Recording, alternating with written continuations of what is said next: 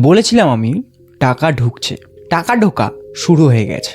মার্চের অনেকের তো টাকা ঢুকলো, আর অনেকের এখনো অবধি কোনো টাকাই ঢুকলো না। তো তারা একটু দ্বিধায় পড়েছিল যে আলাদা করে কি আবার কোনো ফর্ম ফিল আপ করতে হবে, কোনো দরখাস্ত দিতে হবে। ইউটিউবে, ফেসবুকে বা অন্যান্য যে সোশ্যাল মিডিয়াতে, ওইসব সোশ্যাল মিডিয়াতে অনেক ধরনের ফর্মও বেরিয়েছে।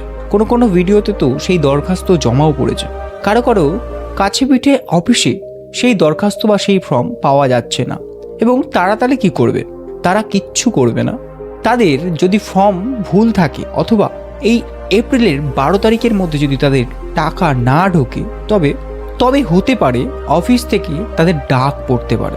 দেখো, অফিসিয়ালি এখনও কোনো এডিটের অপশান খুলে দেবে বা কোনো এডিটের অপশান চালু করা হবে বলে এখনও তো কিছু ঠিক হয়নি। তবে এইটুকু ধারণা করা যাচ্ছে যে যার 12 তারিখের পরেও টাকা ঢুকবে না, তাদেরকে অফিসে ডাকা হতে পারে কালেকশনের জন্য। আর যার এখনও অবধি টাকা ঢোকেনি, যার ফর্ম অবশ্যই ঠিকঠাক করে ফিল আপ করা হয়েছে এবং যারা পাওয়ার যোগ্য, তাদের 12 তারিখের মধ্যে তাদের অ্যাকাউন্টে টাকা পুরোপুরি সবার ঢুকে যেতে পারে। যেমন আমার ভিডিওতে অনেকেই কমেন্ট করেছে যে তাদের টাকা ঢোকা শুরু হয়ে গেছে। তো চিন্তা করো না, আর অবশ্যই তোমাদেরও টাকা ঢুকবে। ভেবো না যে তারা তো 2 মাসের টাকা একবারে পাচ্ছে, তাহলে কি দাদা আমরা কি একবার টাকা পাবো, 2 মাসের টাকাটা পাবো না? সেটাও হবে না। সবার টাকা 2 মাসের অথবা মার্চ আর এপ্রিল মিশিয়ে 2 মাসের একসাথে টাকা ফেলা হতে পারে।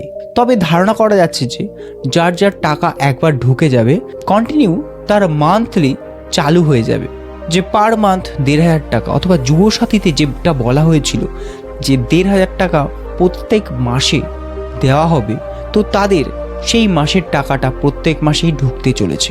আর যার এখনও ঢোকেনি, তার খুব তাড়াতাড়ি বলা যায় 12 তারিখের মধ্যেই তারও টাকা ঢুকে যাচ্ছে। তো যদি এরকম আরও আপডেট পাই অবশ্যই তোমাদেরকে তুলে ধরবো। আর এরকম ভিডিও পেতে অবশ্যই চ্যানেলটিকে সাবস্ক্রাইব করো এবং একটা লাইক দিয়ে যেও। ধন্যবাদ।